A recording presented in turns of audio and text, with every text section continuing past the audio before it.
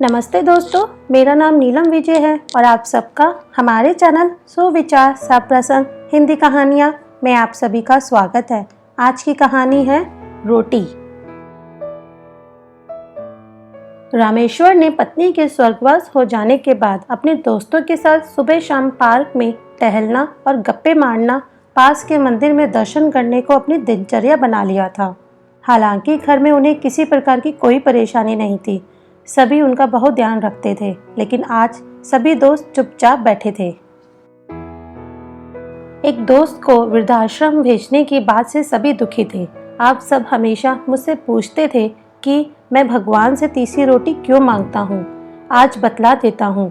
कमल ने पूछा, क्या बहू तुम्हें सिर्फ 3 रोटी ही देती है? बड़ी उत्सुकता से एक दोस्त ने पूछा। नहीं यार, ऐसी कोई बात नहीं है, बहू बहुत अच्छी है। असल में रोटी 4 प्रकार की होती है।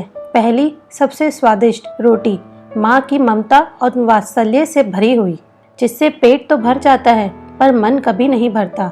एक दोस्त ने कहा, 16 आने सच, पर शादी के बाद माँ की रोटी कम ही मिलती है। उन्होंने आगे कहा, हाँ वही तो बात है। दूसरी रोटी पत्नी की होती है, जिसमें अपनापन और समर्पण भाव होता है, जिससे पेट और मन दोनों भर जाते हैं। क्या बात कही है यार, ऐसा तो हमने कभी सोचा ही नहीं। फिर तीसरी रोटी किसकी होती है? एक दोस्त ने सवाल किया।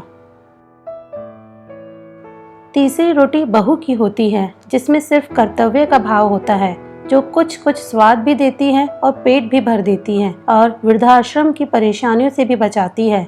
थोड़ी देर के लिए वहाँ चुप्पी छा गई। लेकिन ये चौथी रोटी कौन सी होती है? मौन तोड़ते हुए एक दोस्त ने पूछा। चौथी रोटी नौकरानी की होती है, जिससे ना तो इंसान का पेट भरता है, ना ही मन तृप्त होता है और स्वाद की तो कोई गारंटी ही नहीं है। तो फिर हमें क्या करना चाहिए? यार, माँ की हमेशा पूजा करो, पत्नी को सबसे अच्छा दोस्त बनाकर जीवन जियो, बहू को अपनी बेटी समझो और छोटी मोटी गलतियाँ नज़रअंदाज कर दो। बहू खुश रहेगी तो बेटा भी आपका ध्यान रखेगा।